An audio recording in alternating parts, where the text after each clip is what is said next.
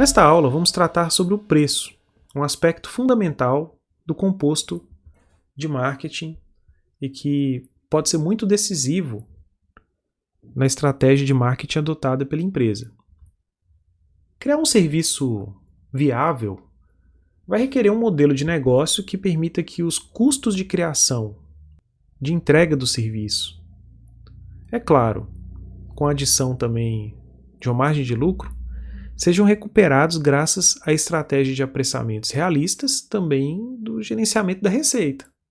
Quando as empresas definem a sua estratégia de apressamento, elas procuram atingir os seguintes objetivos: gerar lucro, cobrir os seus custos, naturalmente, criar demanda e também desenvolver uma base de usuários. Veja que alguns desses objetivos podem ser conflitantes. Muitas vezes, quando eu estou entrando, por exemplo, no mercado, precisarei adotar um preço talvez mais baixo que o dos concorrentes para eu conseguir atrair uma maior quantidade dos clientes, criar demanda. Nesse aspecto, talvez eu vou ter que penalizar um pouco o lucro ou até mesmo não dar conta de cobrir os custos no primeiro momento para que eu possa gerar de fato, conseguir construir uma base de clientes que permitam o crescimento e o estabelecimento da empresa e daquele serviço que estou ofertando. Veja então que quando a empresa estabelece seus objetivos de apressamento, ela vai precisar decidir sobre a estratégia de preço que vai usar. E aí nós temos uma ideia interessante, que é a do tripé da estratégia de apressamento. Lovelock até desenha, ilustra isso com um banquinho, com 3 pernas, e cada uma delas é um desses itens que está aí na lateral. Eu preferi ilustrar de forma que os custos estivessem na base da estratégia de apressamento, ou seja, eles representam o que a empresa precisa recuperar ao definir o preço. Os custos definem, portanto, um piso a ser cobrado, um valor mínimo. Em cima, nós temos o valor percebido pelo cliente, que vai estabelecer o preço máximo ou teto da oferta. Temos que levar em conta ainda o preço que é cobrado pelos concorrentes e também esses objetivos da empresa que acabamos de falar. E eles vão determinar também onde entre esse piso, os custos, e o teto, o valor percebido pelo cliente, o preço pode ser estipulado. Vamos falar então sobre o apressamento a partir dessas 3 perspectivas agora.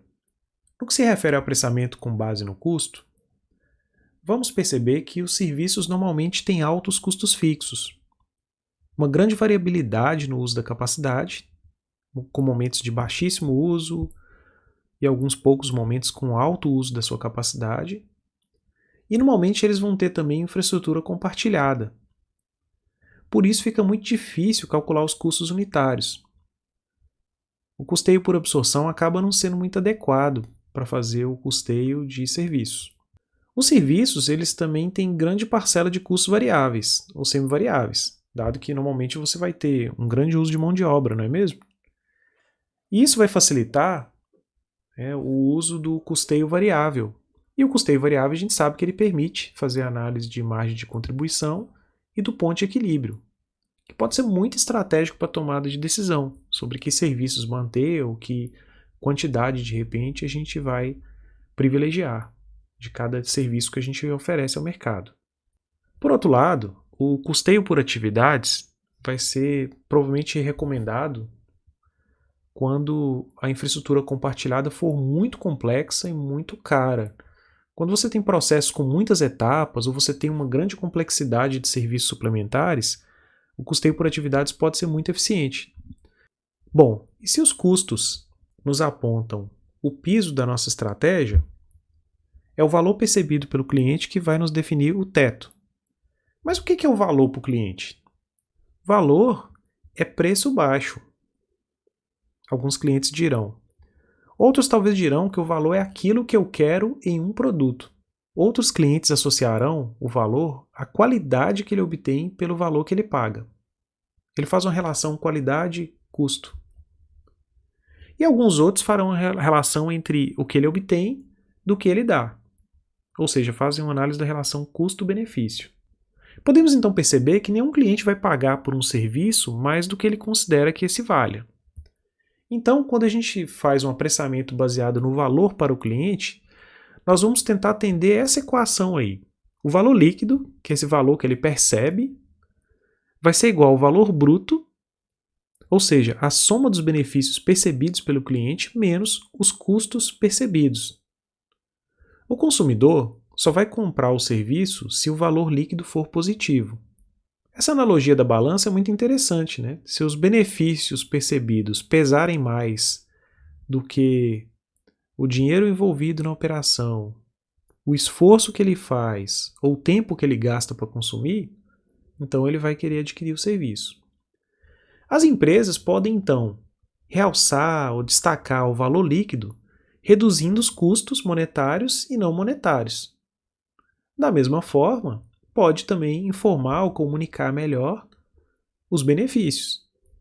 Então é muito importante comunicar bem o valor, até porque essa percepção será subjetiva, e é aí que está a complexidade. Mas a gente falou aqui de alguns custos que são relacionados à questão monetária, o esforço, o tempo. O que é que entra nessa composição do custo para o cliente? Temos aqui um modelo interessante que traz para a gente a relação entre todos esses custos que são relacionados ao esforço do cliente. Nós temos então alguns custos relacionados ao período antes do encontro de serviços, que são os custos de busca. Depois temos os custos de compra e encontro de serviços, que acontecem no momento em que ele adquire ou ele contrata o serviço e de fato, né, experimenta o encontro de serviço. E depois os custos relacionados ao pós-compra. Veja que em todos os momentos, desde os custos de busca até os custos de pós-compra, o cliente vai analisar as questões monetárias, então ele vai olhar o preço de compra, vai olhar os gastos que ele vai ter para poder adquirir o serviço, e aqueles gastos talvez não planejados que ele poderá ter, caso alguma coisa dê errado. Ele vai analisar o tempo que vai ser necessário, ele vai analisar o esforço físico, vai analisar também o custo psicológico e o custo sensorial. O custo físico aí tem a ver com, por exemplo, até a necessidade de se deslocar fisicamente até o local, né? Pode ter alguma fila para ele poder ser atendido. Os custos psicológicos têm a ver com o esforço mental que ele vai ter que fazer, algum risco que ele vai perceber, a questão da dissonância cognitiva relacionada àquele serviço, possíveis sentimentos de inadequação ou medo. Alguns clientes às vezes podem olhar uma loja que talvez está muito bonita ali no shopping e pensar assim, isso aqui não é para mim. Então isso tem a ver com esse custo aí, que tem a ver com o custo psicológico. E temos os custos sensoriais. Esses aí estão relacionados com sensações desagradáveis que vão afetar qualquer um dos 5 sentidos. Um ambiente quente, por exemplo, não ter uma temperatura adequada, ou frio demais, ou uma cadeira desconfortável. Tudo isso vai pesar, né, na avaliação que ele faz. Veja que a gente tem que trabalhar em todas essas linhas aí para a gente conseguir reduzir o custo. Bom, e a questão do apressamento com base na concorrência? Quando os clientes eles veem pouca ou até nenhuma diferença entre as ofertas concorrentes, eles podem escolher aquela que eles vão perceber como a mais barata. A empresa que tiver um menor custo por unidade vai ter a vantagem e vai assumir a liderança em preços. E veja que a liderança, né, em preços aí não significa que você vai ter só o menor custo, mas você vai ter o melhor custo. E aí a gente alerta que seguir preços pode ser perigoso. As empresas tendem a fixar preços mais baixos do que realmente é necessário, como mostram alguns estudos. Nós vamos ter alguns fatores, então, que vão conduzir a essa concorrência em preços. Alguns fatores vão aumentar a concorrência.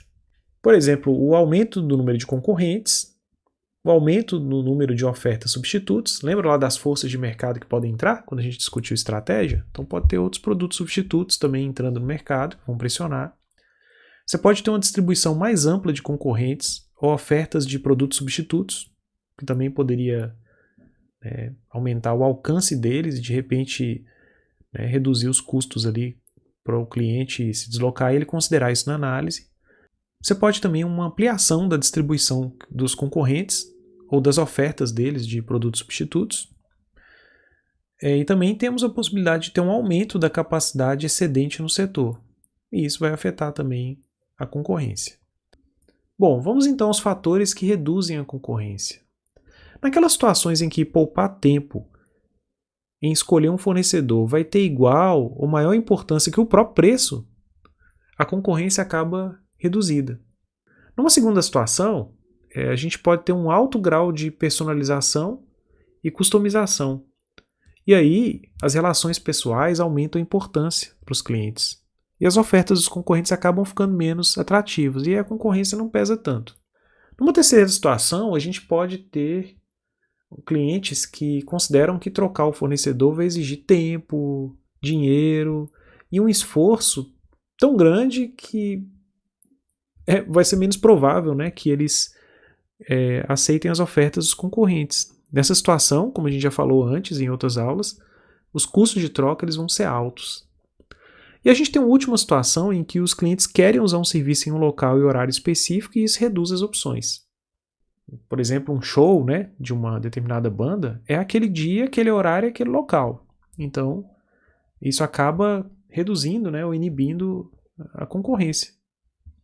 Um jogo de futebol, né, poderíamos pensar outras situações. Temos então, né, para a gente poder fechar aqui, 7 questões para a gente poder pensar quando a gente define a nossa estratégia de apressamento.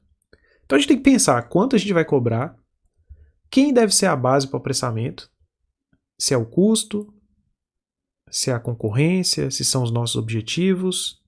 Precisamos pensar também em quem que deve receber o pagamento, onde o pagamento deve ser efetuado, como que vai funcionar essa dinâmica, quando deve ser efetuado o pagamento e como o pagamento deve ser feito e ainda como comunicar os preços ao mercado-alvo. Encerramos aqui a nossa fala sobre a questão das decisões de apressamento. Na próxima parte dessa aula, nós vamos tratar sobre as decisões envolvendo a promoção, ou seja, as questões ligadas à comunicação, à educação do nosso usuário e dos serviços.